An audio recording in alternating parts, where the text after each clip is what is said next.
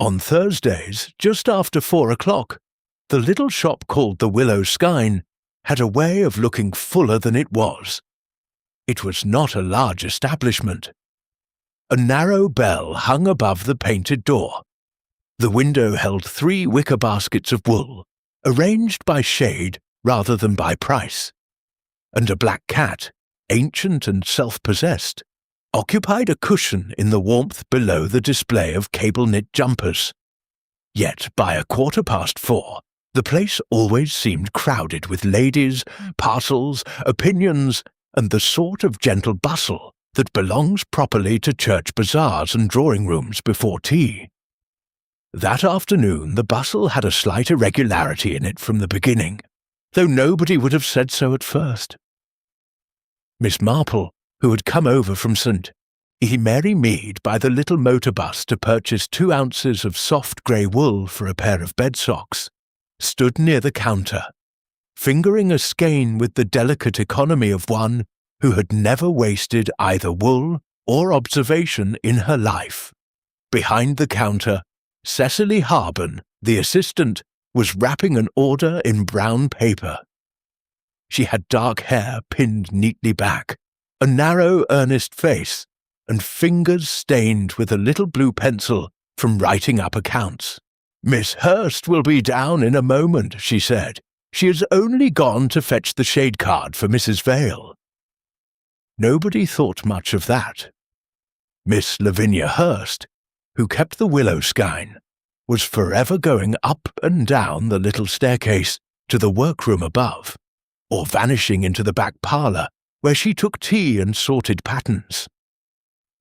She was a woman of 58, spare and capable, each with a composed mouth and the expression of someone who could tell at a glance whether one had cast on too loosely. In Market Basing and 3 villages round, she was considered an authority on wool, infants' garments, and, in a quieter way, character. Mrs. Constance Vale was seated by the window, elegant even on an ordinary shopping afternoon. She wore dove grey, a string of small pearls, and the faintest scent of Parma violets. Mrs. Vale had been a widow for some years, and lived at Priory Lodge just beyond the town. She had money, good furniture, and that air of controlled kindness which often causes uneasiness in those who must depend upon it. "There is no hurry," she said, glancing at her little gold watch, "though one does wonder what has become of her. She is exact to the minute." "Miss Hurst never leaves a row unfinished," said Miss Sybil Kershaw, the schoolmistress, who spoke as though giving evidence. Her pince-nez flashed as she bent over the knitting in her lap. It is one of the principles by which civilization continues. There was a laugh at that. Even Miss Marple smiled faintly. The bell above the door rang, and Arthur Pike came in with a crate on his shoulder. He was the carrier for half the tradesmen in the district, a thick-set man with reddened hands, a flattened ear, and an expression of sulky caution. He set the crate down near the back passage. "Parcel from Barchester Wools," he said. "Where do you want it?" Cecily glanced towards the staircase. "If you would just leave it there, Mr. Pike. Miss Hurst." She stopped. Miss Marple had moved a little nearer the counter, and upon it lay a half-finished child's cardigan in a clear peacock blue, the wool still threaded through the working needle. One would naturally have supposed Miss Hurst had laid it down a moment before. Yet there was one thing wrong with it. The wool had been cut clean across, close to the last stitch. Miss Marple did not speak. She only looked. It was, she thought, the sort of thing a person unfamiliar with knitting might do in order to make a tidy end of it. But no practised knitter, called away even in haste, would cut the working wool. One slipped the stitch, set down the work, and returned to it. To cut it was to interrupt not merely a task, but a habit. "How odd," said Miss Marple gently. Cecily followed her glance and frowned, That cannot be right. Mrs. Vale rose. What is it? The wool, said Miss Kershaw sharply. It has been cut. There was a pause. Outside, a motor car passed in the high street. Somewhere in the back part of the house, a clock struck the half-hour with a mild domestic insistence. Arthur Pike shifted his weight, looking from one woman to another. Well, he said, if she has stepped out, she has stepped out. Cecily went quickly to the back parlour. Miss Hurst. No answer. She called again, and this time there was a note in her voice that altered the atmosphere at once. The little shop ceased to be a place of wool and tea, and became, in a quiet way, a place where something did not arrange itself properly. Miss Marple heard drawers opened, a chair moved, the back door unlatched and shut. Cecily came back paler than before. She is not there. Upstairs? Asked Mrs. Vale. I looked.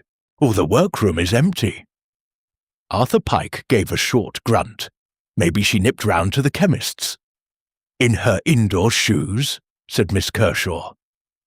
That also was true. Miss Hurst's outdoor hat hung on the peg behind the door. Her coat remained on its hanger. Her spectacles, which she wore for close work, lay folded beside the blue cardigan.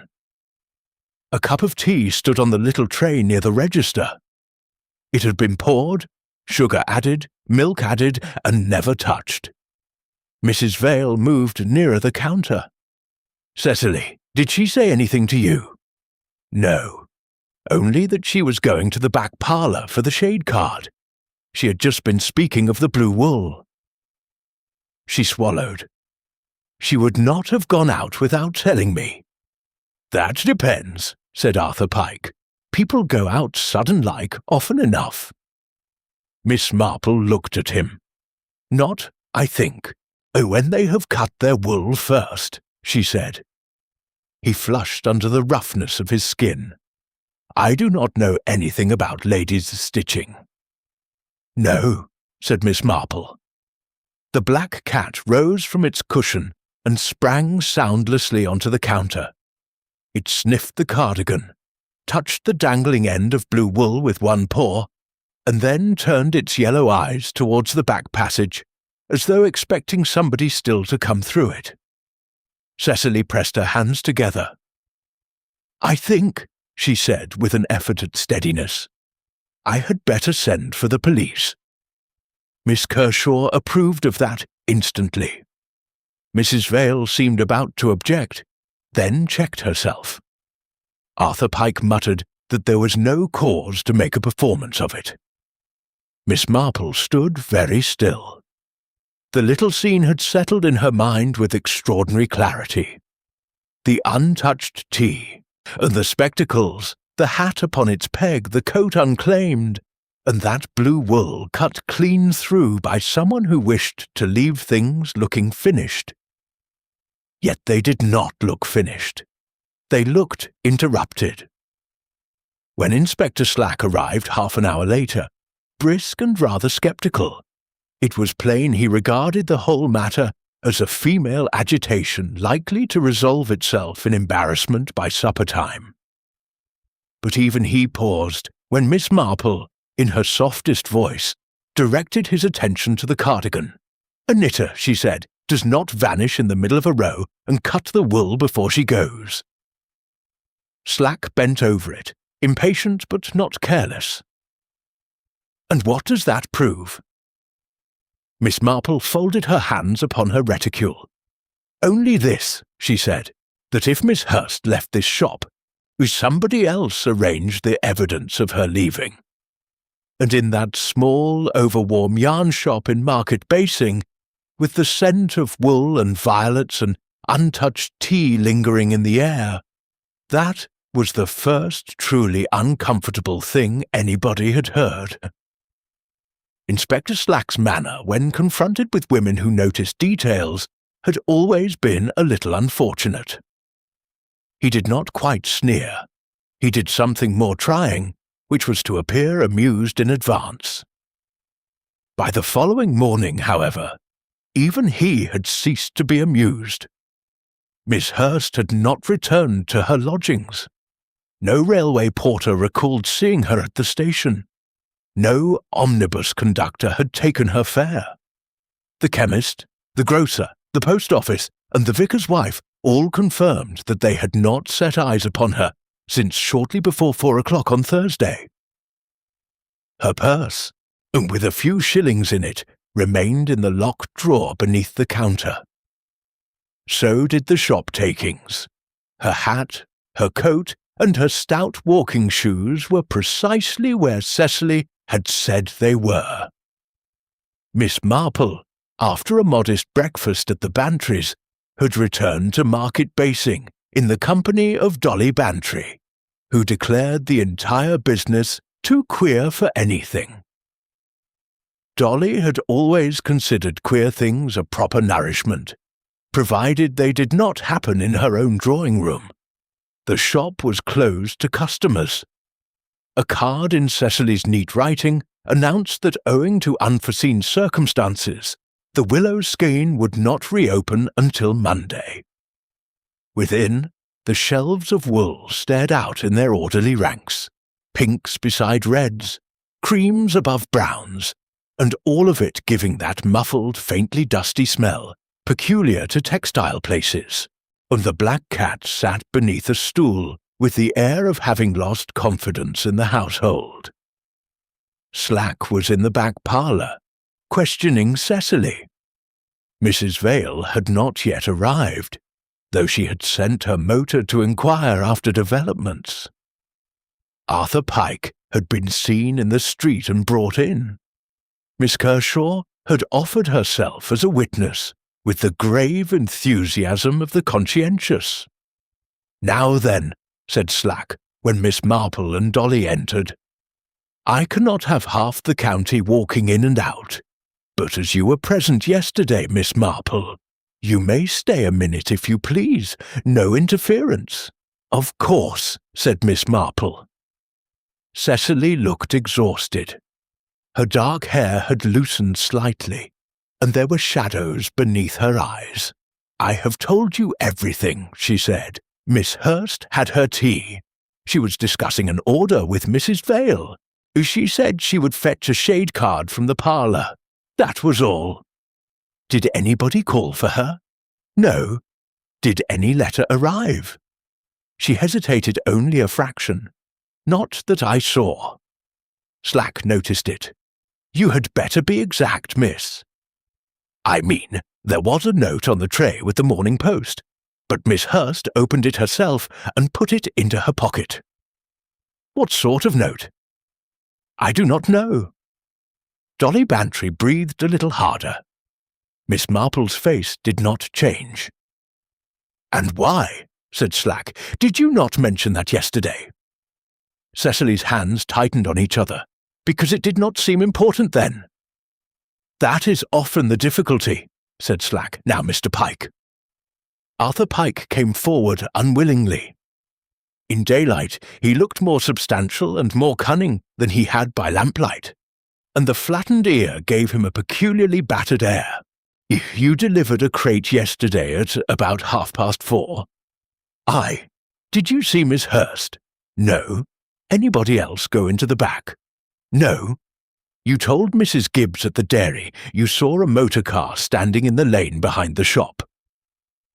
Pike's thick neck coloured. "Did I?" "You did." "Well, there may have been plenty of motors in Market Basing." "What colour?" "I did not notice." Miss Marple, looking down, observed one of Pike's boots. There was a film of blue fluff on the edge of the sole, as though he had trodden upon loose wool. It was not in itself very striking.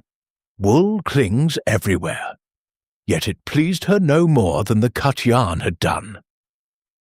Slack dismissed him with a warning and turned to the counter again. The blue cardigan lay where it had lain yesterday, though now it had the forlorn appearance objects assume when they become evidence. And Miss Marple moved nearer it. "May I?" she asked. Slack waved irritably. "Do not disturb anything." She bent over the knitting. The stitches were even, the wool excellent, the little front already shaped. But the ball from which it had been worked was gone. "How very curious," she murmured. "What is curious now?" Dolly whispered. "There should be a corresponding skein or ball in the work-basket," said Miss Marple. "The wool has not gone by itself." The work-basket stood beneath the counter. It contained pins, a tape measure, 2 patterns, and a tiny silver row counter, but no peacock blue wool. Cecily stared. "There were 3 balls yesterday morning," she said. "I wound them myself from the skeins." Slack grunted. "If she took one with her, she would not take 1 ball," Miss Marple said, "and leave the work on the needle. Inspector!" He looked at her sharply. "You are very certain of what women do and do not do." "My dear Inspector," said Miss Marple, "old women know a great deal more than is supposed, mostly because they have had to sit still and watch." There was a pause. Slack did not enjoy that sort of remark, because it made him feel rustic in a direction he could not define. In the upstairs workroom they found little enough to help them. Stacked parcels, account books, pattern leaflets, and a small bureau with a locked drawer. Cecily produced the key. Inside were shop bills, church bazaar subscriptions, and a memorandum book in which Miss Hurst had written appointments in a plain, compact hand. Against Thursday there stood 3 entries only. Mrs. Vale, 3:30 blue 4-ply. Finish CV must be set right. Slack tapped the last line. What do you make of that? Cecily shook her head helplessly. "I do not know." "Mrs. Vale's initials," said Dolly in an undertone. "Perhaps," said Miss Marple. "Perhaps, indeed, yet perhaps not. Initials in a notebook are like footprints in a churchyard. One must be careful whom one buries beneath them." On the landing was a small square of ash in the grate, where old invoices had been burned. Slack stirred it with the poker and drew out a half-scorched scrap of paper bearing the printed head of Pritchard and Ellison, solicitors. Only that was legible, together with the lower half of a word ending in yud est. "Trust," said Dolly at once. "Must," said Slack. Miss Marple said nothing. She was thinking of the 3 missing balls of blue wool, of the note taken from the Morning Post, and of the line in the book, "CV must be set right." And when they went downstairs again, the cat had come from under the stool and was sitting on the threshold of the back passage. It was staring fixedly at the crack beneath the door to the cellar steps. Cecily followed its gaze and shivered. "Tibby does not like strangers," she said. "He keeps going there." Slack opened the door. The cellar stairs descended steeply into dimness, smelling of dust, soap, and damp wood. Nothing was immediately visible but packing cases and coal. Yet Miss Marple, standing back in the little shop with its shelves of wool and its cut blue yarn, felt once again that odd small displacement which comes when one sees not a puzzle, but a hand trying clumsily to tidy a crime. If Miss Hurst had left, why had a ball of wool left with her? And if she had not left, who had taken it away? By Saturday, e-market basing had settled into that particular form of excitement which passes in small places for calm. Nobody discussed Miss Hurst loudly in the High Street. They merely lowered their voices very little.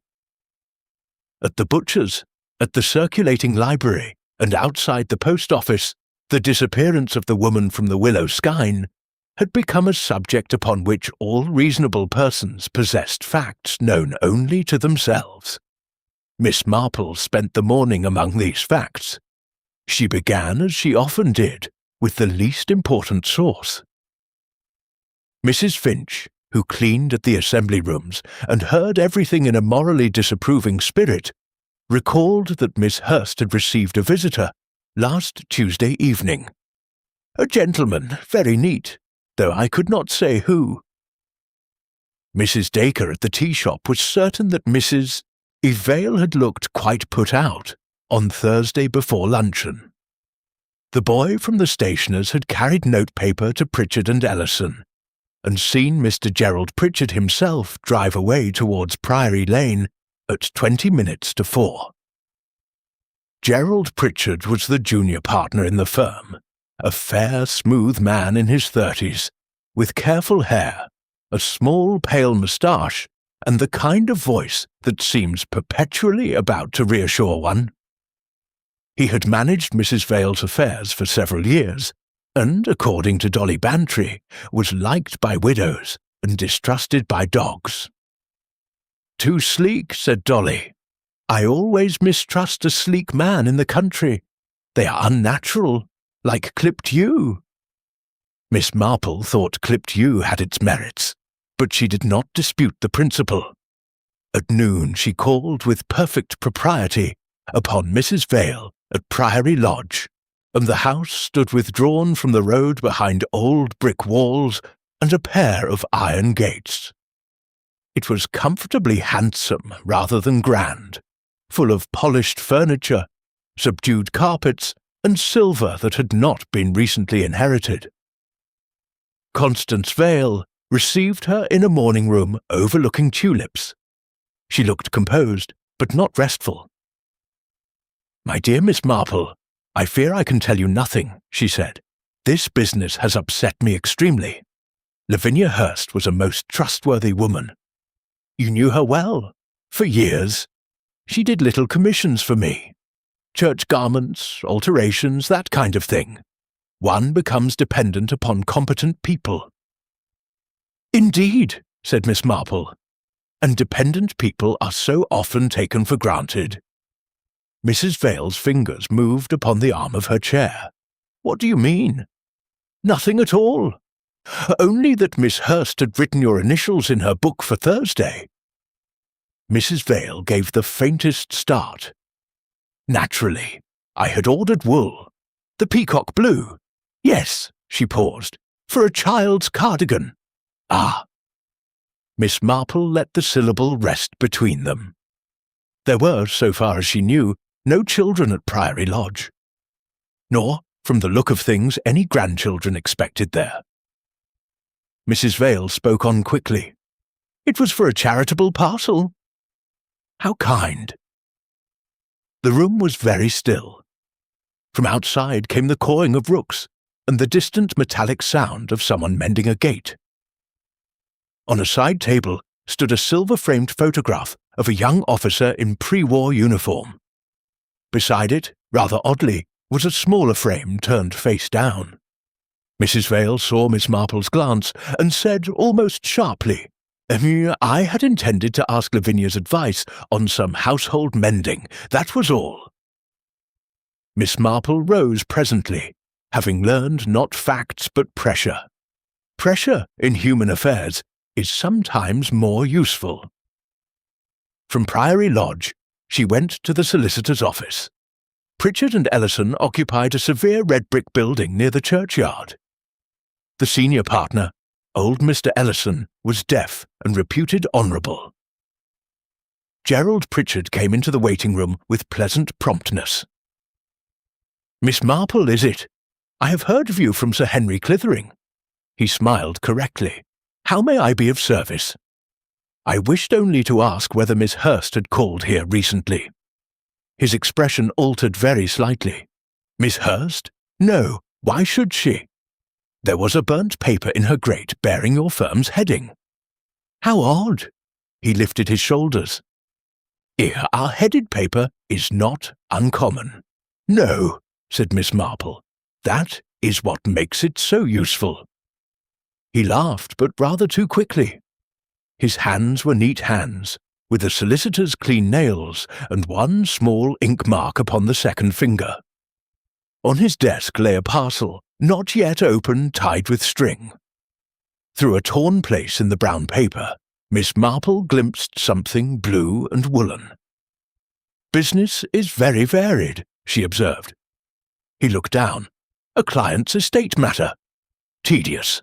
It was, she thought, a curious answer to an uncurious remark. That afternoon, Inspector Slack sent for Cecily Harben again. Miss Marple was not present at the interview, but what emerged afterwards, through Dolly and the vicar's wife and other efficient channels, was this. Cecily admitted that Miss Hurst had seemed troubled all week, that she had once said, "It cannot go on being put off," and that on Thursday, shortly before Mrs. Vale's arrival, she had received a telephone call which had altered her colour. From whom had the call come? Cecily did not know. Miss Hurst had taken it privately in the back parlour. What had been said? Cecily had heard only one sentence, spoken distinctly. "No," Miss Hurst had said, "I shall not hand it over until she knows." Miss Marple, hearing that, sat quite still in her chair at Danemead that evening, her knitting untouched in her lap. Human nature moved itself a little further into shape.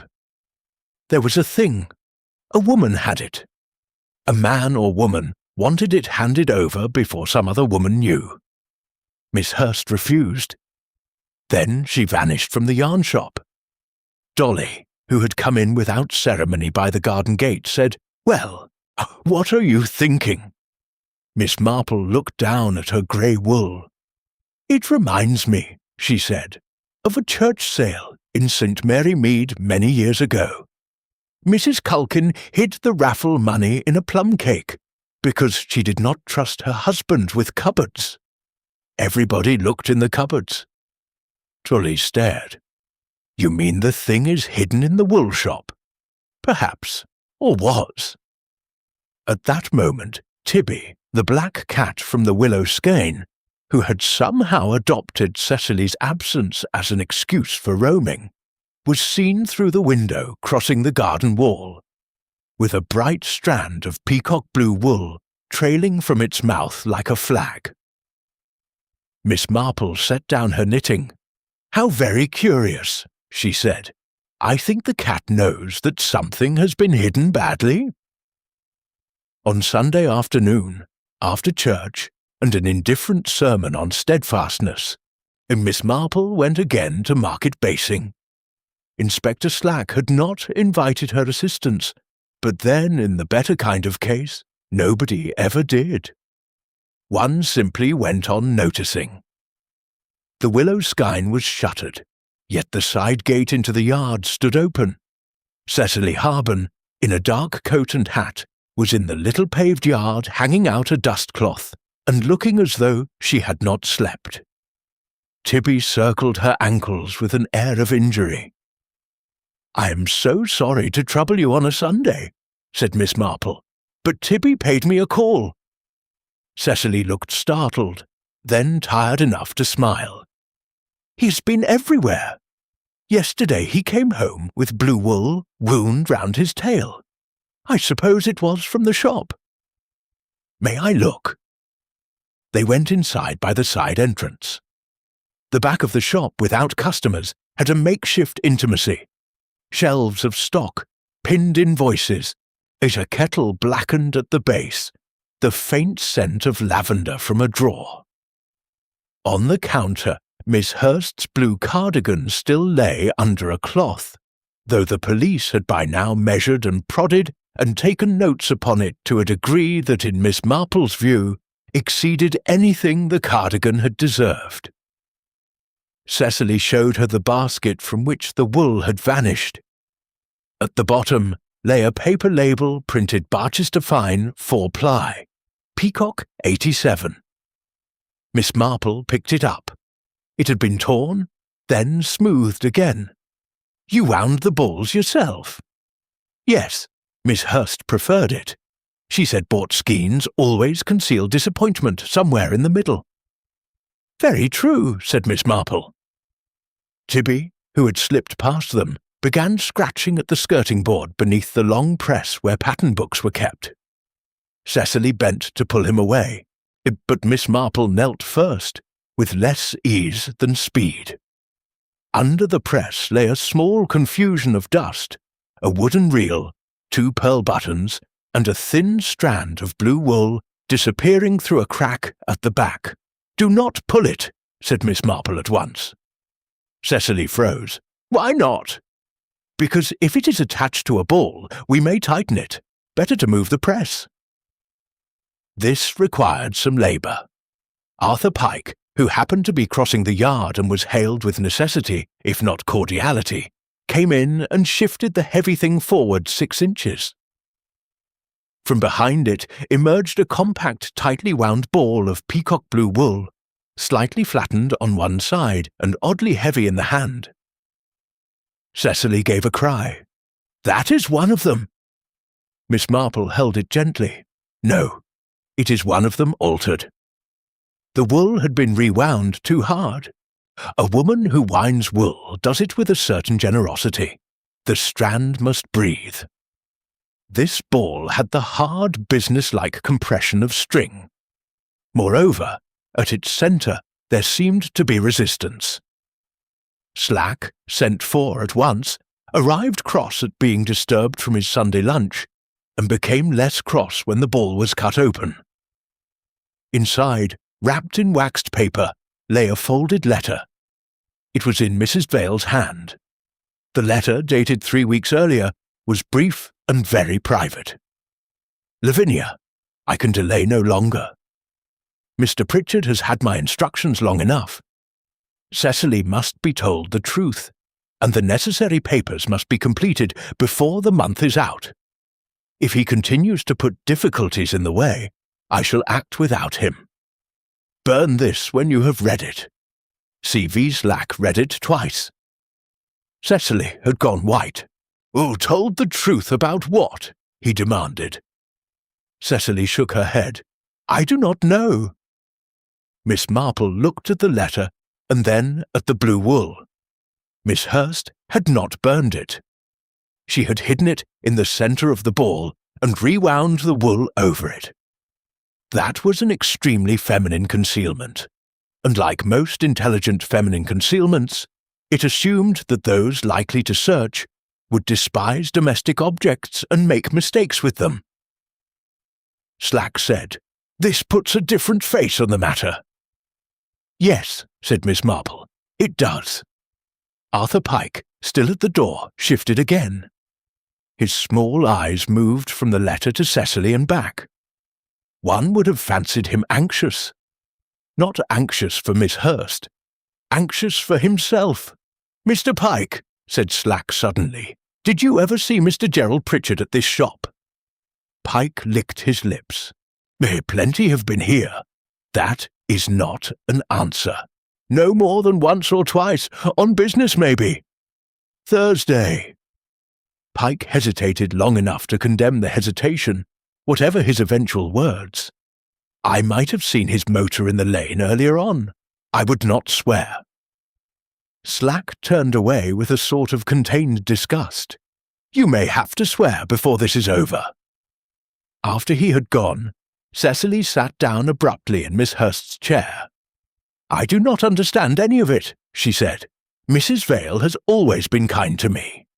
Mr. Pritchard arranges her business. Why should Miss Hurst hide that letter in wool?" "Because," said Miss Marple, "she believed somebody would search among papers and drawers, but not in a ball of knitting yarn." Cecily put both hands to her temples. "Then somebody was looking for it. Yes." Tibby had leapt back onto the counter, and he touched the half-finished blue cardigan, and then the cut end of wool, as if reminding them that the beginning of the matter had not altered. Miss Marple watched him with approval. Cats, she reflected, are like good servants and very old ladies. They do not reason formally, but they dislike disturbance in the pattern of a house. Before she left, she asked Cecily one more question. "Did Mrs. Vale ever give you any reason," she said, "to think herself more deeply interested in your future than mere kindness would explain?" Cecily looked up, startled and defensive all at once. "No," she said, And yet, sometimes I have thought she watched me, as though she expected me to say something she had waited many years to hear. Miss Marple nodded. It was not explanation, but it was direction. And direction, in a case of human concealments, is often better. Once the letter from the Blue Wool became known to Inspector Slack, the circle of inquiry widened in the proper official manner, and the improper village one. Every person who had dealt with Mrs. Vale's affairs, Miss Hurst's business, or Cecily Harbin's employment, found himself, or more often herself, looked at a little more directly than before. Gerald Pritchard took the matter with correct indignation. "It is absurd," he said to Slack in the office at Pritchard and Ellison. "Mrs. Vale's private correspondence is her own affair. If Miss Hurst secreted a letter instead of destroying it, that may show distrust, but not crime." Slack regarded him without warmth. "It shows she did not trust somebody." Pritchard spread his hands. "Widows of means are apt to imagine obstacles where there are only legal necessities." "What legal necessities?" "A trust, perhaps, a settlement. I cannot discuss clients' affairs." Yet he discussed enough to be unwise. There had been, he admitted, certain family adjustments under consideration. Mrs. Vale, however, was impulsive. She had altered her mind repeatedly. There was nothing exceptional in delay. Miss Marple heard of this through channels more respectable than gossip, for Sir Henry Clithering happened to be lunching with the Bantrys and took an interest at once. Retired men from Scotland Yard are rather like retired colonels. They never cease to hear a gun. "My dear Jane," he said afterwards in the garden, "Slack is competent in a literal way, but he has no feeling for motive until it bites him. What do you make of the solicitor?" Miss Marple clipped a dead rose. "He reminds me of a curate we once had who admired everybody's aunt and borrowed from widows with the most touching concern for their loneliness." Sir Henry laughed. "That is not encouraging. No, he lied too smoothly. People who are merely discreet always stumble a little." Meanwhile, Cecily Harbin became, against her wishes, a person of local interest. She had come to Market Basing 3 years earlier, with excellent references from a draper in Melchester. Miss Hurst had engaged her quickly. Why? Because Cecily was competent, said some. Because Miss Hurst took fancies, said others. Miss Kershaw, questioned by Slack, contributed a great deal of information. And one fact. Cecily had once wept in the churchyard after an encounter with Mrs. Vale, and had denied it with unusual violence. Mrs. Vale herself was more difficult. She admitted freely that the letter was hers. She denied any quarrel with Miss Hurst. She denied too promptly that Cecily was the subject of the truth to which the letter referred. Yet when Slack asked why she had ordered a child's cardigan in peacock blue, she answered with a composure so rigid that it became conspicuous. "For charity," she said, "I have already told you. There is no child connected with you? No." Miss Marple, hearing that later, thought of the turned-down frame on the table at Priory Lodge. Arthur Pike proved still less satisfactory. He had been in the lane behind the willow skine twice on Thursday, once with the crate, once, he claimed, returning a dropped invoice. Nobody had asked him to return it, and he denied entering by the side gate the second time. A small boy from the bakery swore he had. Pike also had money beyond what his business suggested. Not much money, but recent money. A new watch chain, a paid tab at the King's Arms, and £10 laid against a horse at the races. Pike said his married sister in Reading had sent it. "It is always a married sister in Reading," observed Dolly Bantry, or an aunt in Croydon. The most misleading figure of all was Miss Sybil Kershaw.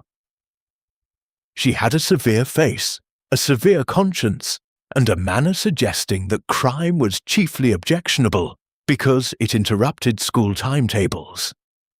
Yet she concealed something with a zeal out of proportion to the thing concealed.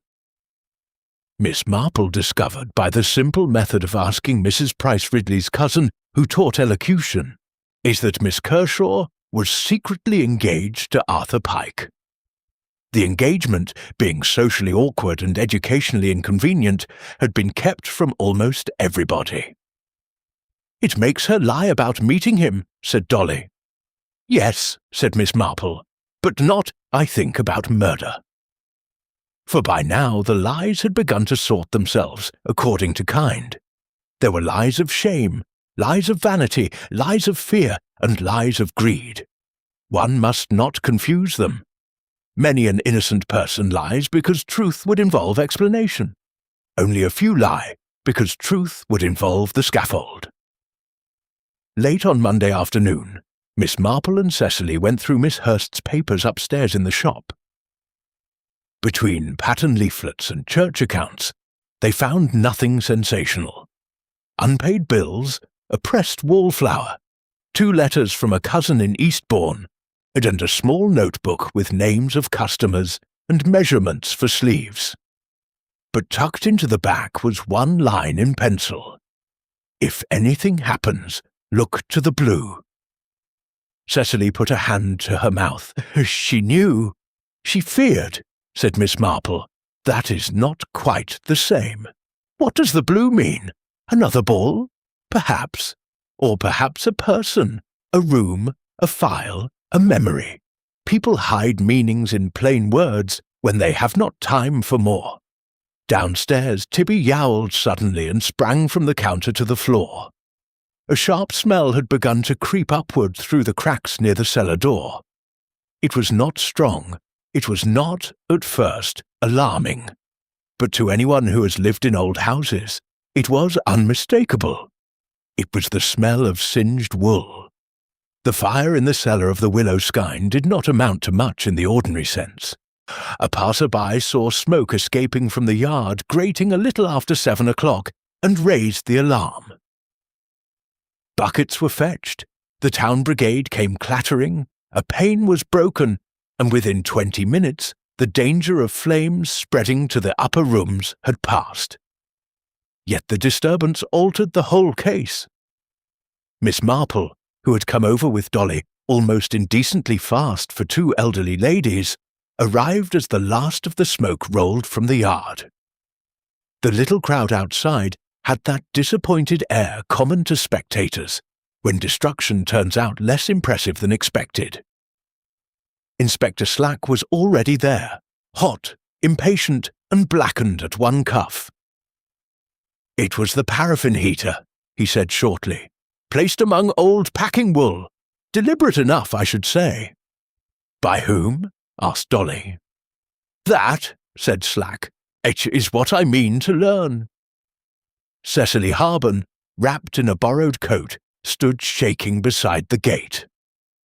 "I locked everything at 6, she said. "I am certain I did. There was no heater lit." Miss Marple did not answer. She was looking at Arthur Pike, who had pushed his way through the crowd and now hung back at the edge of the yard, his face wearing the expression of a man waiting to see whether his own name will be called in church. A constable emerged from the cellar steps and spoke low to Slack. The inspector's expression changed. He turned, swore under his breath, and motioned sharply. "No one is to go down. Doctor first, stand back there." They all knew then, before it was spoken. It was an hour later, in the upper room over the vicarage, that the matter was stated plainly. Dr. Haydock had examined the body. It was Miss Lavinia Hurst, as she had been concealed in a large packing chest at the rear of the cellar, under folded sacking and bales of undyed wool. Death had not been caused by the fire.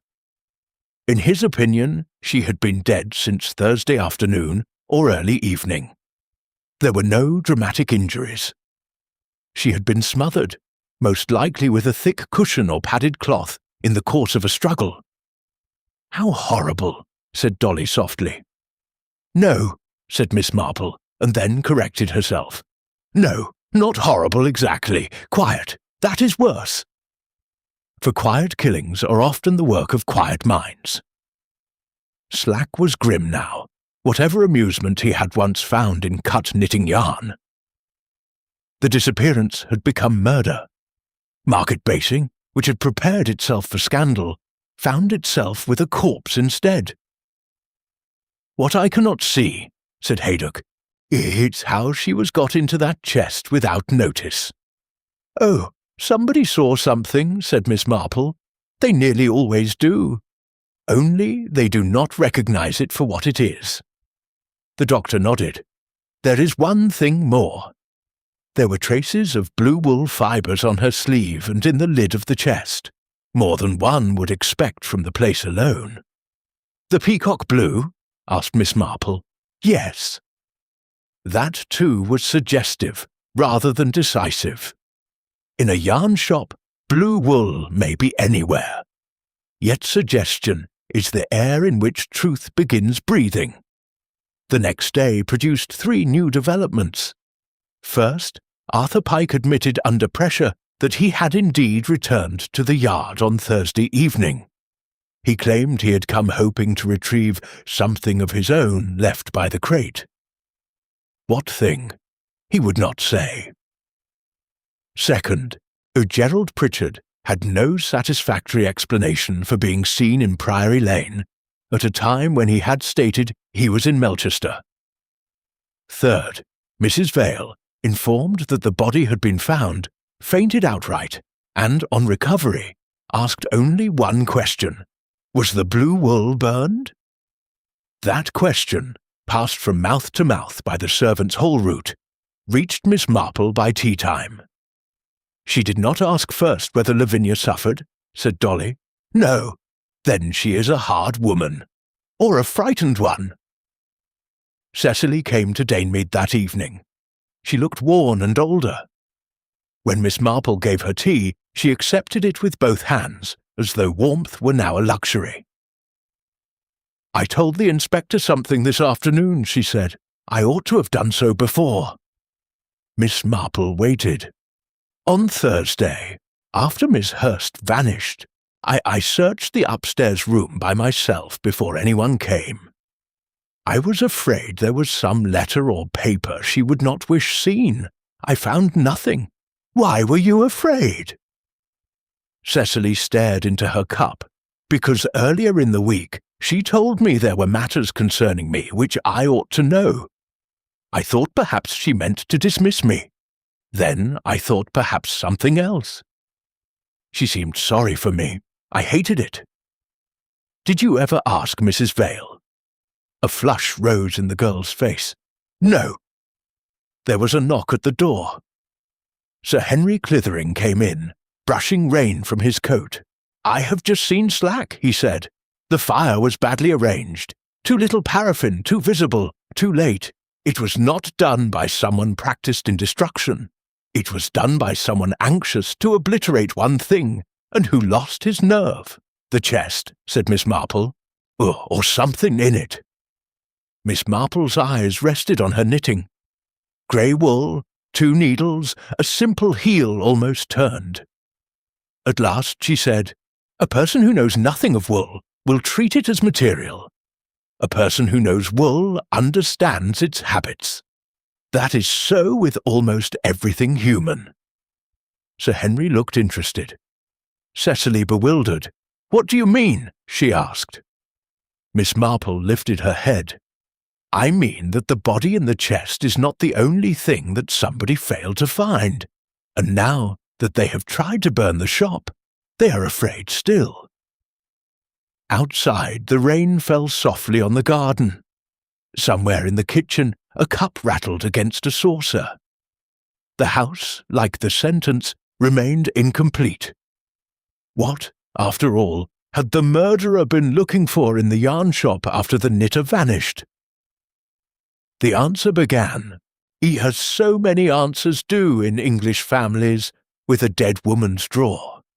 Miss Hurst's landlady in Market Basing, Mrs. Gedge, had been so overcome by the discovery in the cellar that she forgot for nearly 24 hours the existence of a small locked box among Miss Hurst's effects. When at last she produced it for Inspector Slack, the contents were disappointing in the official sense and illuminating in the human one. There were a bank book, 2 savings certificates, a photograph of a younger Lavinia beside another young woman of stronger features, several church programs, and a packet of tied letters dating from the war years and shortly after. Slack, whose patience with old letters depended entirely upon whether they could be made to confess at once, let Miss Marple see copies through Sir Henry's good offices, and the younger woman in the photograph was named Alice Hurst. She was Lavinia's elder sister, once in service at Priory Lodge, when it had belonged to the Harben family. The letters, written in a plain, affectionate style, revealed that Alice had taken charge in 1922 of a baby girl for a lady who could not keep the child without ruin. No name was given. In a later letter, Alice wrote that the child had delicate lungs and must be brought up carefully. Another mentioned Mrs. Vale's continued generosity, though Mrs. Vale had not yet been Mrs. Vale then. It did not take brilliance to understand the shape of it. Cecily Harben, employed by Miss Hurst 3 years earlier out of apparent kindness, had first been the foster child of Alice Hurst. After Alice's death, she had gone to school at the expense of an unnamed benefactor. The benefactor, later and more safely, was Constance Vale. There was also one unfinished letter from Lavinia, never posted. It was addressed not to the police, nor to a solicitor, but to Mrs. Vale. Constance, you have put it off too long from fear of pain, and Mr. Pritchard has encouraged the delay because delay serves him. The girl has a right to her own name and to what was meant for her. I'm an old woman and do not care for scandal, but I do care for justice. If you do not tell her by Thursday, I shall. Slack tapped that page with satisfaction. There you are. There we are somewhere, said Miss Marple. Not everywhere. For a hidden history will account for secrecy, guilt, and distress, yet not always for murder. Constance Vale's past now lay in outline before them. Years before her wealthy marriage, she had borne a child secretly by the young officer whose photograph still stood in her room. He had evidently died before they could marry. The child, Cecily, had been placed with Alice Hurst and thereafter supported quietly. Mrs. Vale, once respectably married and later widowed, had maintained the arrangement but never acknowledged it. That explained the line in the notebook, "CV must be set right." It explained the child's cardigan too, if the garment had been meant for sentiment rather than charity. But it did not yet explain Gerald Pritchard. Sir Henry supplied part of that. "I have looked into Mrs. Vale's settlements," he said discreetly over luncheon at the Bantries. There was indeed a small trust established years ago in favour of a dependent female child under private guardianship. It should by now amount to considerably more than is presently represented. Dolly put down her fork. "You mean money is missing?" "I mean," said Sir Henry, "that investments under Mr. Pritchard's management have been singularly unfortunate in the direction least convenient to Mr. Pritchard's client." Miss Marple nodded. One did not need a ledger to recognize appetite disguised as administration. That afternoon she went to see Cecily. The girl took the revelation of her birth with a curious stillness. So it is true, she said. I had half thought it for years. She looked at me too much and told me too little. You are angry? Yes. Then, after a moment, no, not angry exactly. Is tired. That is often the beginning of forgiveness, said Miss Marple. Cecily gave a little laugh without amusement. And Mr. Pritchard? What do you know of him? That Miss Hurst despised him. That he was always smooth with Mrs. Vale. That once, when he thought no one was looking, he searched the shelves in the workroom as though for something hidden. When was that? Last month. Miss Hurst came in, and he said he was admiring the stock. Miss Marple's eyes sharpened. Did he know about the blue wool? He ordered it for Mrs. Vale, or rather, he brought the shade number written on a card. That was extremely interesting. If Pritchard had chosen or procured the blue wool, then he knew precisely which order had mattered to Mrs. Vale and Miss Hurst. He may even have known where Lavinia was likely to hide the letter, yet the hidden history pointed in two directions. Constance Vale had motive of one kind, scandal, shame, a dreadful emotional cowardice. Gerald Pritchard had motive of another, money and exposure. Cecily had motive of hurt and resentment. Arthur Pike had motive perhaps for blackmail. Even Miss Kershaw had motive if she feared disgrace through Arthur. At evening service, the vicar preached on confession. Miss Marple, who disliked sermons that seemed to address the wrong sins, came away unconsoled. Outside the church, she encountered Mrs. Vale, standing alone among the gravestones, bareheaded in the damp. I suppose you know now, Mrs. Vale said. Yes. I meant to tell her. I mean Cecily. I meant to do it 100 times. Yes, said Miss Marple. That is so often what makes things tragic.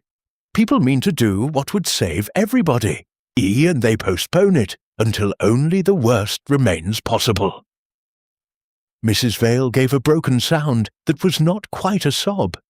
You think I killed Lavinia? You think I killed Lavinia? Mrs. Vale said it without emphasis. The damp air among the gravestones seemed to flatten everything, even accusation. Behind her, the church tower rose grey and unresponsive against a paling sky. Miss Marple tucked her gloves more neatly into one hand. I think, she said, that you have been afraid for a very long time, and that fear is an untidy thing. It puts honest people in the appearance of guilt, which is most inconvenient for everyone. Mrs. Vale looked at her with a kind of weary pride. You know about Cecily? Yes. The older woman turned away and rested one hand upon the cold stone of a monument. Her face in profile was handsome still, though the firmness of it had long ago passed into strain. I was 19, she said. There was a young man. We meant to marry. He was killed before anything could be arranged. My father would not hear of scandal. Lavinia's sister took the child. Afterwards, later, I married Mr. Vale. He was a good man, and I never told him.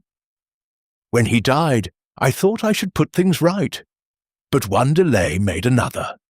Then Mr. Pritchard began speaking of complications, trusts, formalities, impropriety, legal caution. He always had a reason for waiting. And you allowed him to manage the waiting, said Miss Marple. Yes. Mrs. Vale's voice became low and bitter. That has been the history of my life. I did what was easiest until it became impossible. She drew a breath. I did write to Lavinia. I meant to tell Cecily on Thursday. I even had the words in my mind. But when I saw the girl sitting there behind the counter, so composed, so unaware, I could not begin. Lavinia looked at me with contempt. I deserved it. I went away. That is the truth. Did you see Mr. Pritchard that day?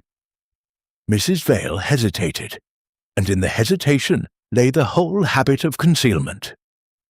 Yes, earlier. He came to Priory Lodge after luncheon. I told him I should no longer permit delay, and that the accounts relating to the trust must be laid before me. He was very smooth, too smooth. He said certain investments had been most unfortunate, but that everything would be explained in order. I told him if matters were not put plainly at once, I should act without him. Did you tell Lavinia that? I did not need to. She knew enough already. Miss Marple nodded. The lines were converging now, though not yet at the point. You asked when Lavinia was found whether the blue wool had burned. Mrs. Vale closed her eyes briefly. Yes. Why? Because Lavinia told me, in one of her notes, that if she were ever obliged to hide something from a man who thought badly of women's occupations, she should hide it in knitting. She said men despise wool and parish magazines, and therefore miss half the truth in life. That was a very just remark. There were papers, said Mrs. Vale, a copy of the original trust instructions.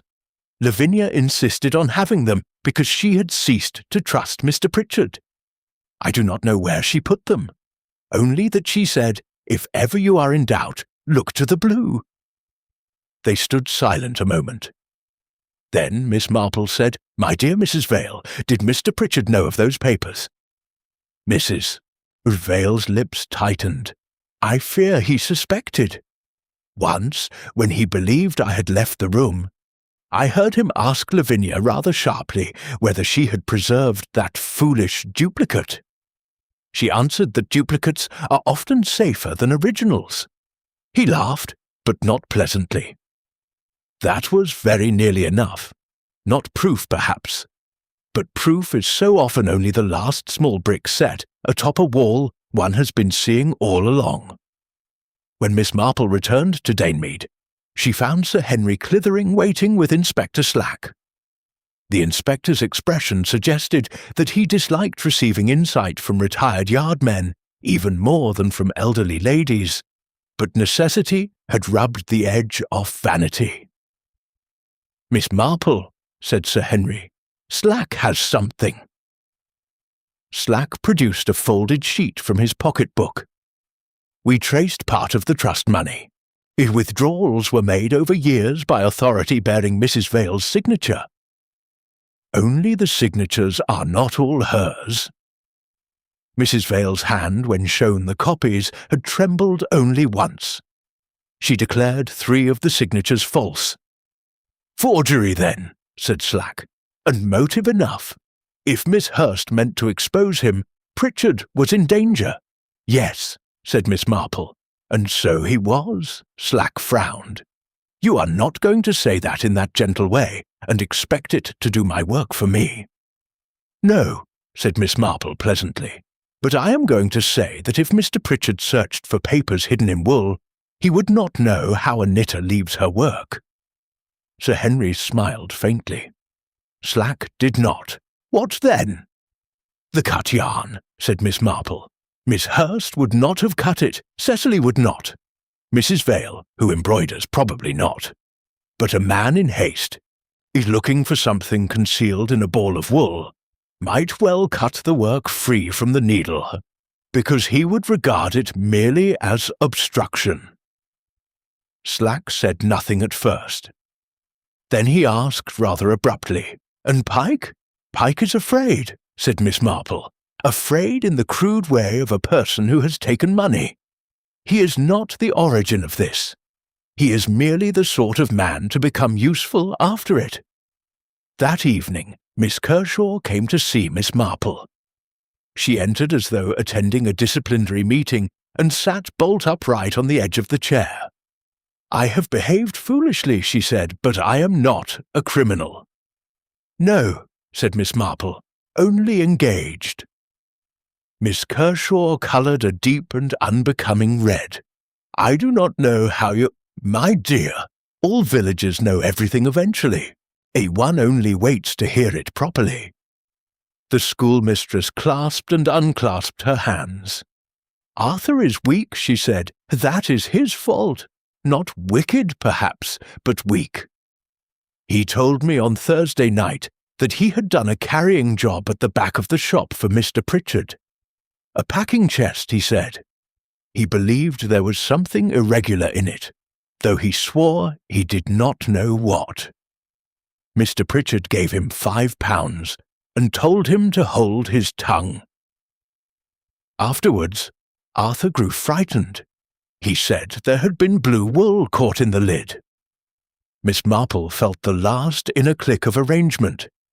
It was not the whole mechanism, but it was the sound one hears before a clock begins to strike. "And why," she asked gently, "did you not go to the police at once?" Miss Kershaw stared at her hard, competent shoes. "Because," she said, I hoped that if I said nothing, it would somehow remain only disgraceful and not dreadful. I see now that it was dreadful already." Outside in the lane, a cart passed slowly in the dark. Inside the little parlour at Ganymede, with the lamplight resting upon the tea-tray and the basket of grey wool, Miss Marple thought that the case had moved at last out of secrecy and into shape.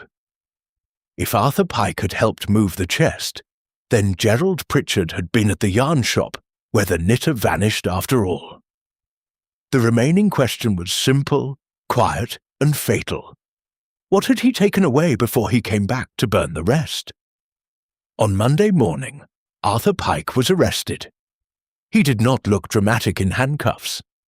Indeed, he looked chiefly sulky and affronted, as weak men often do when the consequences of weakness finally arrive. At first he denied everything. Then, when confronted by Miss Kershaw's statement and the evidence of the paraffin purchase on Saturday, he changed position and admitted the lesser guilt in the hope of escaping the greater. "Yes, I helped move the chest," he said, "but I did not know she was in it, not then. He said the old lady had gone queer, and there was stock to shift before the police came poking. He said if I helped him, there was £5 in it." "He?" said Slack. Pike moistened his lips. "Mr. Pritchard." "And the fire?" Pike's face worked. "He told me there was a packet still hidden in the cellar wall by the coal.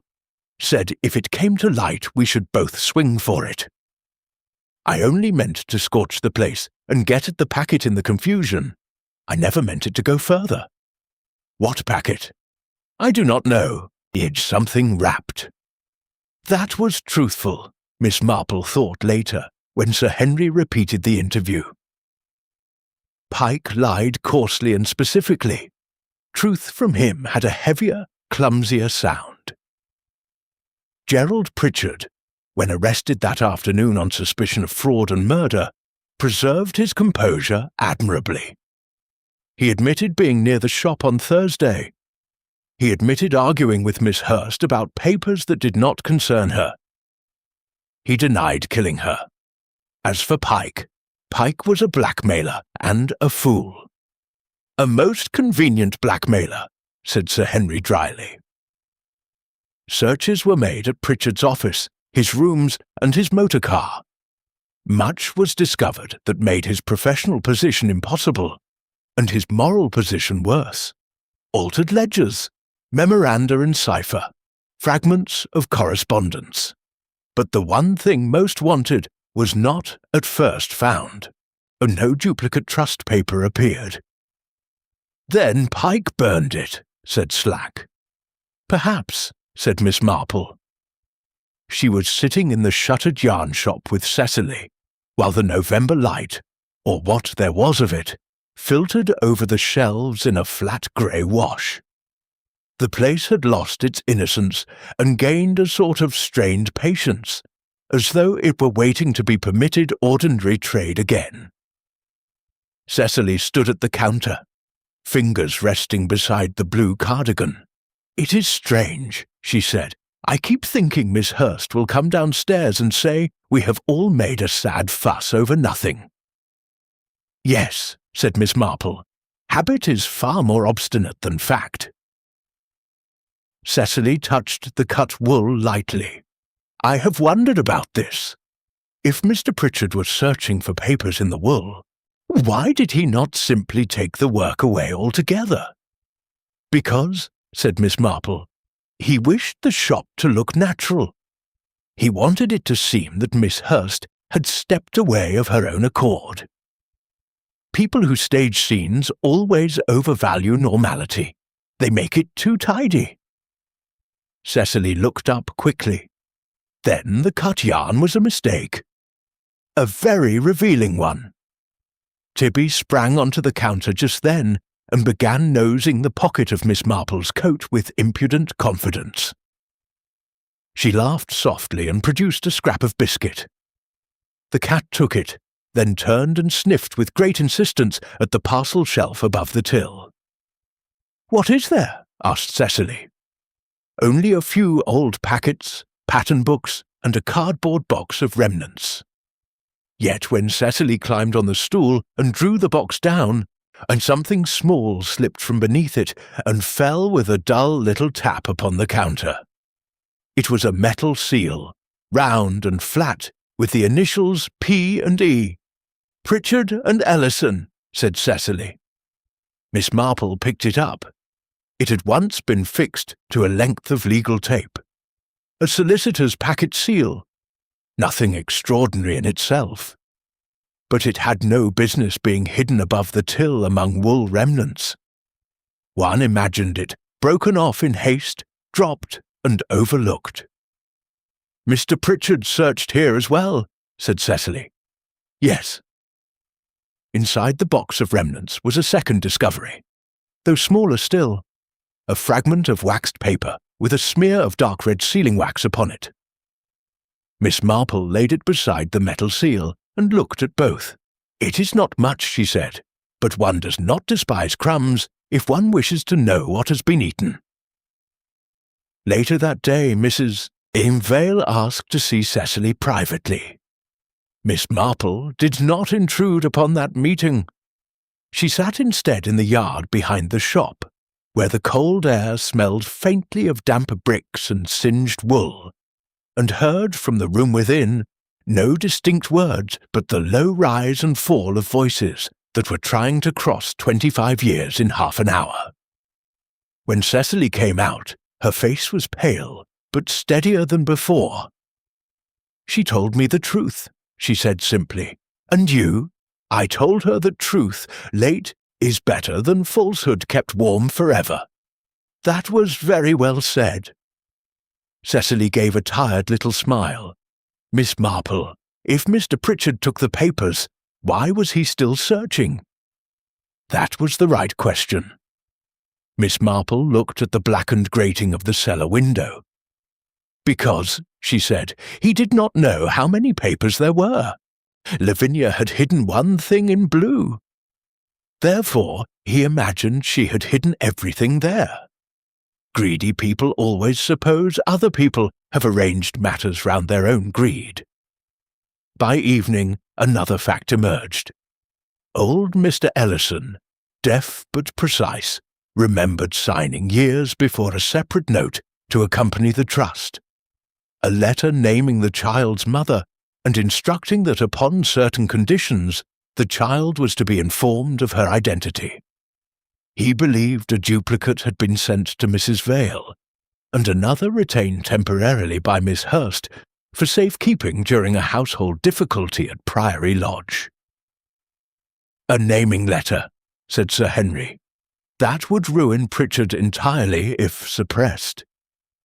"Yes," said Miss Marple, "and if not suppressed, it would make all the delays look very ugly indeed." The case was nearing its close, and one could feel the strain of it in small things, in the way Slack spoke less and listened more, in Mrs. Vale's exhausted frankness, in Miss Kershaw's defeated relief, in Arthur Pike's shuffling terror.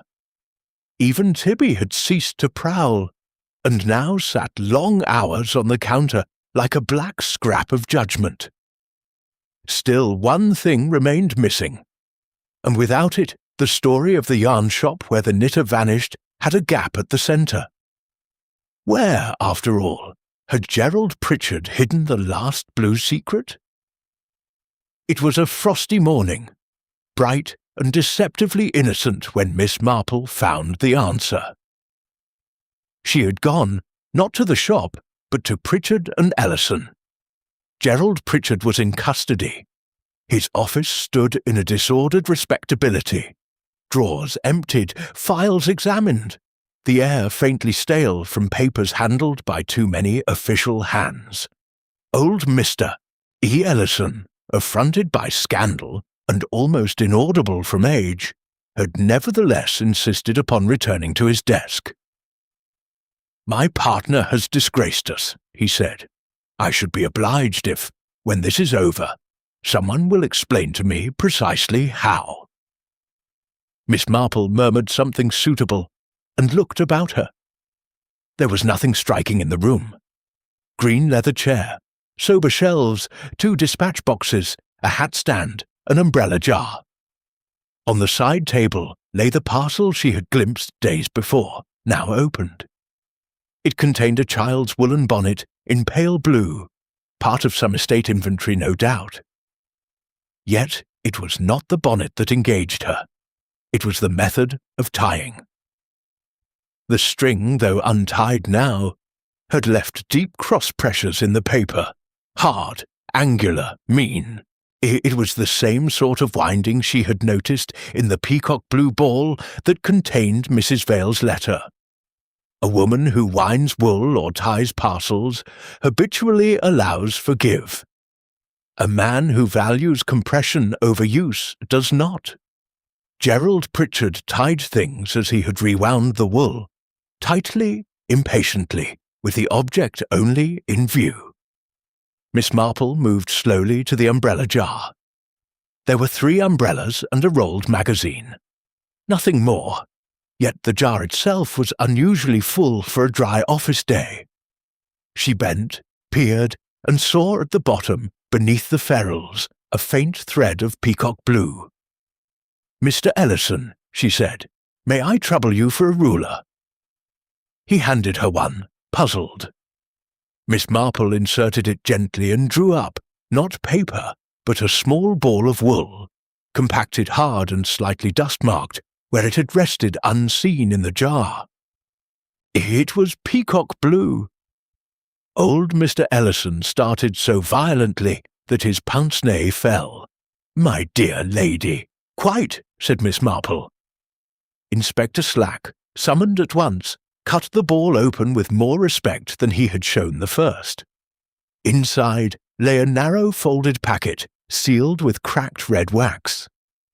The metal seal that had been found at the yarn shop would once have impressed exactly such wax. Within the packet were 2 documents. One was the duplicate instruction to the trustees. The other was the naming letter. It identified the child under guardianship as Cecily Alice Harben, daughter of Constance Mary Vale, then Constance Harben, and the late Lieutenant Edmund Fane. Slack let out a long breath. "There it is." "Yes," said Miss Marple. "There it is." And Pritchard kept it in his umbrella stand. Because men who wish to hide something often put it in places associated with themselves, a hat box, a boot tree, an umbrella jar. They distrust the domestic but rely very much upon the masculine. Sir Henry, when he arrived, laughed outright. "Jane, you are merciless." "No," said Miss Marple, "only observant." The discovery transformed the case from strong suspicion to structure. Yet structure still needed movement. How exactly had Thursday unfolded? Miss Marple spent that afternoon fitting the last pieces together, and it was Tibby, oddly enough, who confirmed the arrangement. The cat was once again in possession of the shuttered shop. Miss Marple, standing by the counter, watched him leap to the parcel shelf, then to the top of the press, then down to the back parlour door, at which he scratched with repetitive insistence. "He was doing that the first day," said Cecily. "Yes, he had seen the movements." On a small occasional table in the parlour stood a satin cushion from the window seat. It had been returned there after police examination. One corner seam was burst a little, and from it protruded a trace of blue fibre. "From the wool shop?" Cecily asked. "From the ball in his pocket, I think," said Miss Marple. Lavinia caught at him. The wool brushed the cushion in the struggle, or the packet did. Such little transfers occur continually. One has only to understand which matter. By now, Arthur Pike, abandoned by Gerald and exhausted by fear, had said more. On Thursday, at a little after 4, he had entered the yard to leave the crate. Mr. Pritchard met him at the back door and ordered him off sharply. Pike, as offended and suspicious, lingered in the lane. Half an hour later, Pritchard came out again, agitated, and offered him £5 to help move a heavy chest for reasons best not asked. Pike did so. He saw no body then. The chest was nailed. But later, hearing of the disappearance and realizing what he had helped hide, he returned in terror to seek hush money. That was why he had been in the lane twice. That was why Miss Kershaw had lied. That was why the fire had been set after the first blue ball came to light. Gerald knew there must be another. Only the final public unravelling remained. Mrs. Vale offered Priory Lodge for the gathering. It was perhaps fitting that the house in which concealment began should also hear the truth plainly spoken. By 6 o'clock the necessary people had been invited. Mrs. Vale, Cecily, Miss Kershaw, old Mr. Ellison, Sir Henry, Inspector Slack, Dr. Haydock, and under guard, Gerald Pritchard himself. "Do you think he will confess?" Cecily asked quietly as dusk gathered at the windows. Miss Marple adjusted the wool in her lap. "Confession is a matter of temperament," she said. "Truth is a matter of arrangement. One does not always require the first if one has secured the second." Outside, frost was whitening the laurel leaves. Inside Priory Lodge, the lamps were lit, the tea-table laid untouched, and the room waited with that special stillness which comes just before pretences asked to sit down and be quiet. In the yarn shop where the knitter vanished, blue wool had hidden the truth. Tonight, at last, it would have to be unwound.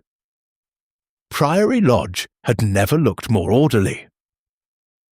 That, Miss Marple thought, was typical of houses on evenings when disorder of a more intimate kind was expected. The fire burned steadily in the drawing-room. The curtains were drawn. Silver reflected lamplight in discreet points. Mrs. Vale sat very upright upon the sofa, one hand closed over the other.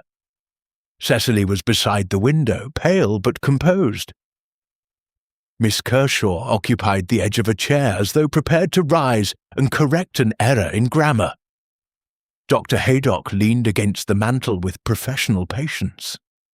Old Mr. Ellison, wrapped in legal dignity and a plaid rug, had been placed near the fire. Inspector Slack stood a little apart.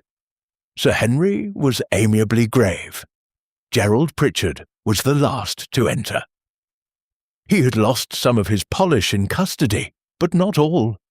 His tie was correct, his hair neat, his face tired rather than broken. Weak men often look broken. Dangerous men frequently look merely annoyed. "This is highly irregular," he said. "Possibly," said Sir Henry, "but illuminating." Miss Marple sat in the least imposing chair in the room, with her knitting in her hands. It was one of her advantages that people so often mistook harmlessness for irrelevance. Gerald gave her a cool glance. "I suppose," he said, "that this entertainment is in my honour." "In a sense," said Miss Marple, "though I fear the subject is not agreeable." Nobody smiled. Slack said, "We have found the duplicate packet." For the first time, Gerald's expression altered plainly.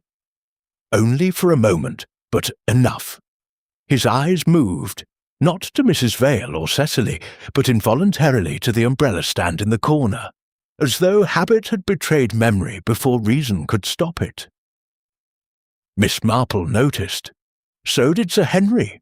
It is sometimes unwise, she said mildly, to hide things in places one uses daily.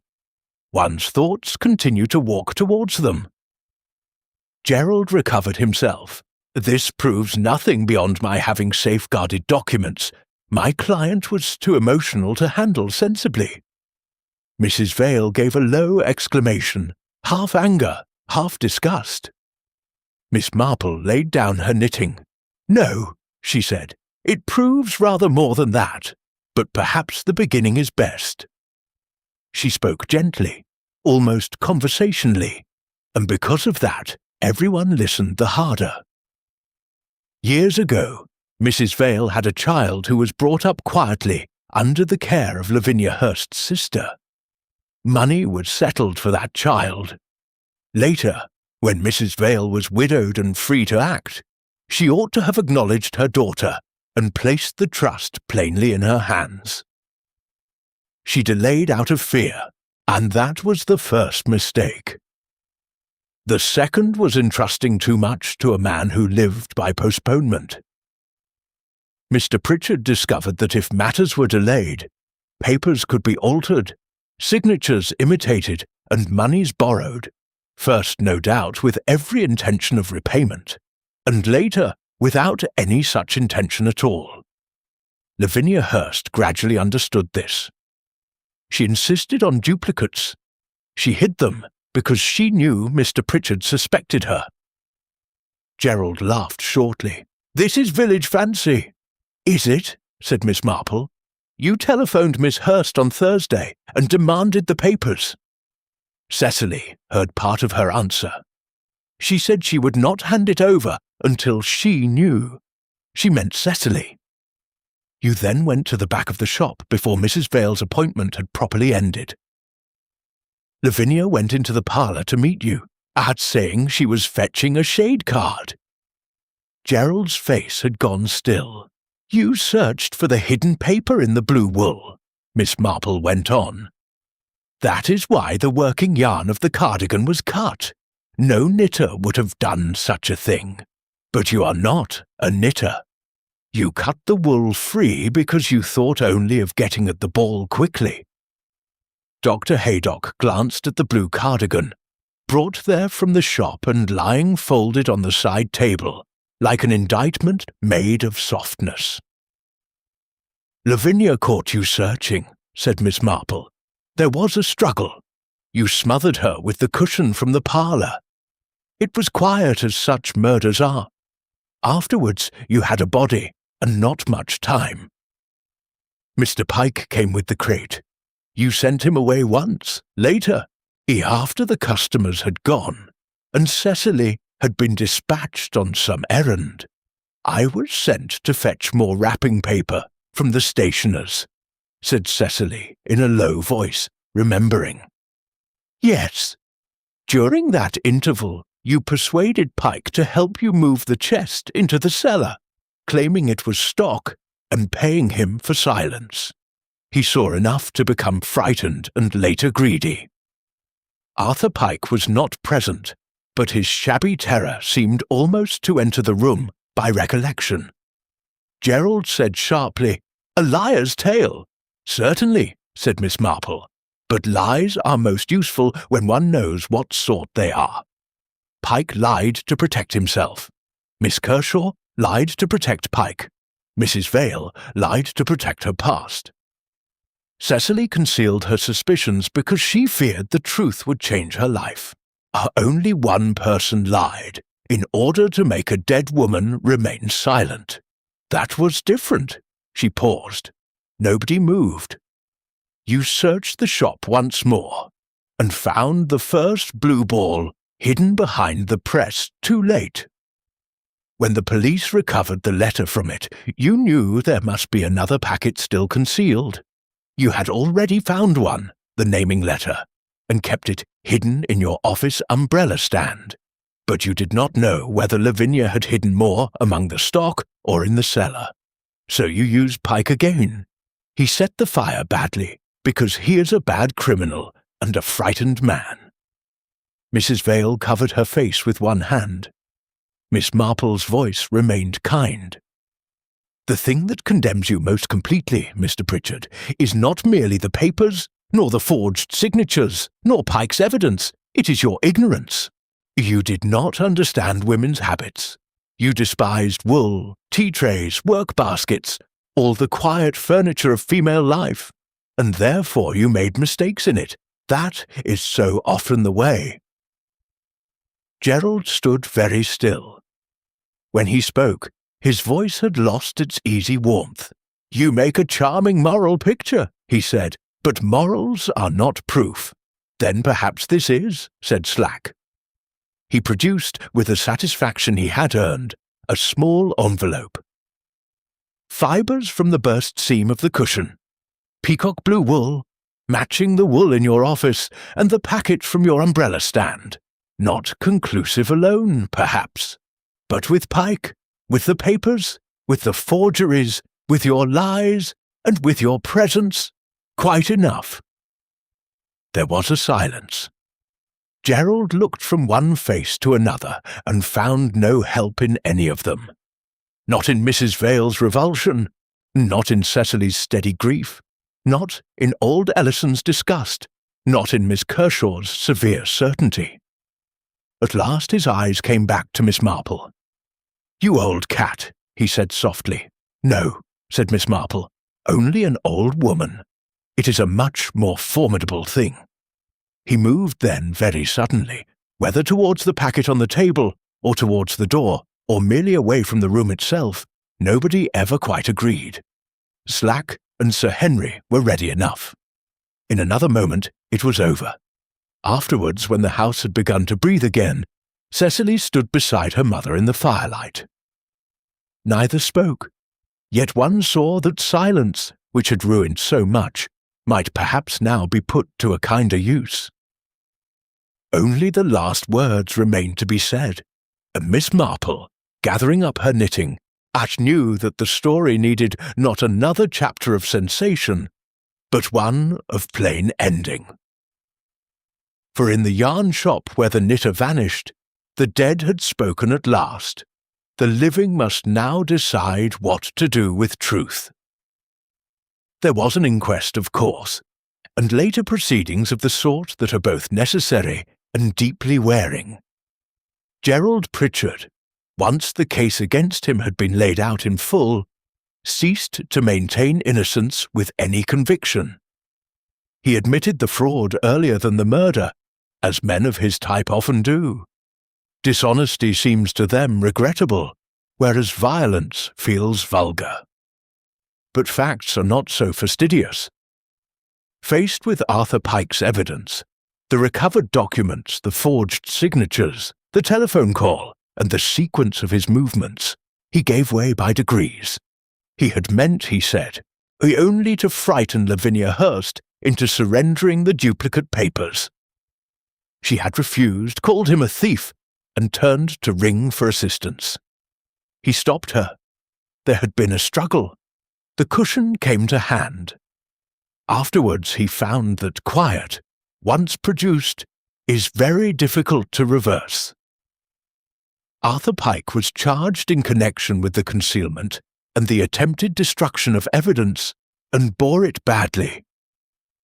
Miss Kershaw, though pale and humiliated, attended every day of the lesser proceedings with a sort of moral ferocity which suggested that if she eventually married him, it would be less from romance than from a determination to supervise his remaining years.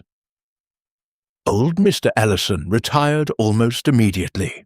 "I am too old," he told Sir Henry, "to discover that the law depends so much upon character." "That is precisely what it depends upon," said Sir Henry.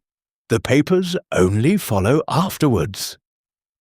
Cecily Harbin did not at once become anyone other than Cecily Harbin, which was perhaps the healthiest circumstance in the whole affair. Mrs. Vale offered her a home at Priory Lodge. Cecily declined it, though without bitterness. She consented instead to visit, then to dine, then, after some weeks, to speak a little more freely. Reconciliation in such matters is not an event. It is a habit painfully learned. As for the willow skein, the question of its future occupied more minds than one might expect. Shops in country places accumulate feelings. People said they could never enter it again. Then they said it would be a pity if it closed. In the end, Cecily reopened it in the spring, and with Mrs. Vale's discreet financial backing, and Miss Hurst's name painted in smaller letters below the new sign, The Willow Skein, in memory of Lavinia Hurst. Miss Marple approved of that very much. "People like remembrance when it is tidy," said Dolly Bantry. "It allows them to feel faithful without being inconvenienced." "Yes," said Miss Marple, smiling. "That is why monuments are so popular and repentance so rare." One mild afternoon in April, long after the frost had gone from Priory Lodge, and the scandal from Market Basing had settled into anecdote, Cecily came to Danemead carrying a parcel. "I thought," she said, "that you ought to have this." Inside was the completed peacock blue cardigan. Miss Marple looked at it with real pleasure. The interrupted row had been taken down and reworked properly. The wool ran evenly now from cuff to cuff. There was no cut end left, no raggedness, no sign of the violence once done to it. "It is beautifully finished," she said. "Mrs. Vale helped me choose the buttons," said Cecily. She paused. I asked whom it had been meant for.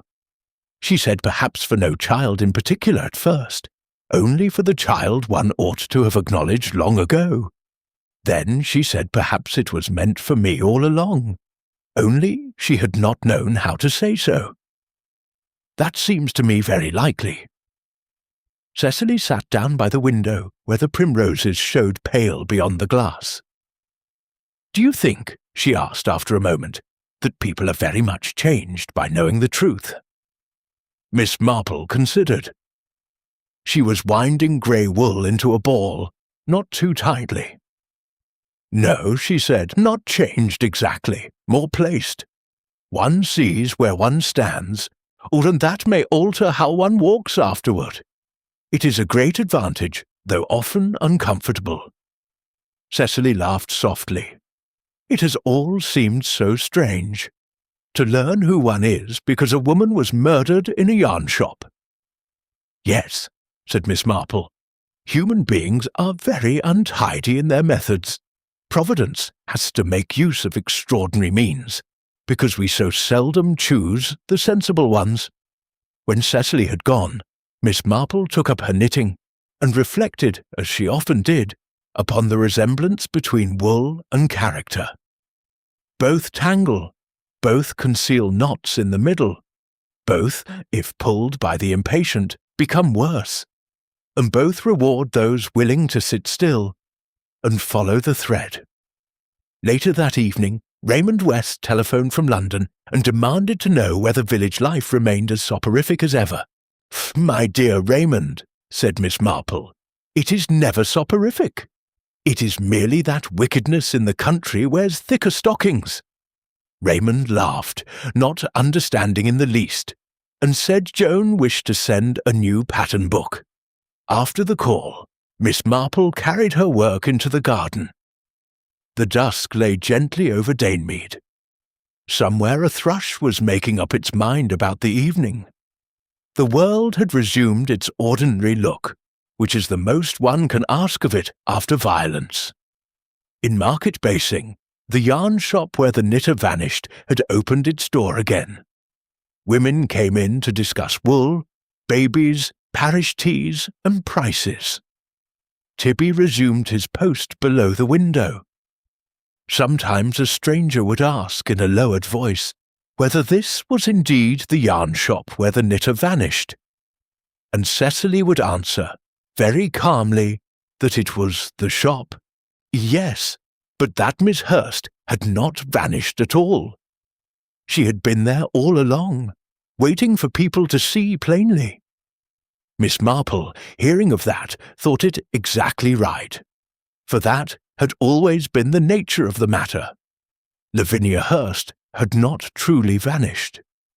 She had merely been hidden by a man who mistook quiet things for insignificant ones, worse, and by others who preferred delay to pain. But wool remembers the hand that touches it badly, and small domestic habits, despised by clever men, had undone him in the end. Miss Marple set down her knitting for a moment and looked across the darkening garden with her mild blue eyes. "How very curious," she murmured to herself. "It is nearly always the same." Then she took up the wool once more, and the evening in St. Mary Mead closed gently round her, as though nothing in the world had ever been broken that patience could not, in time, set right.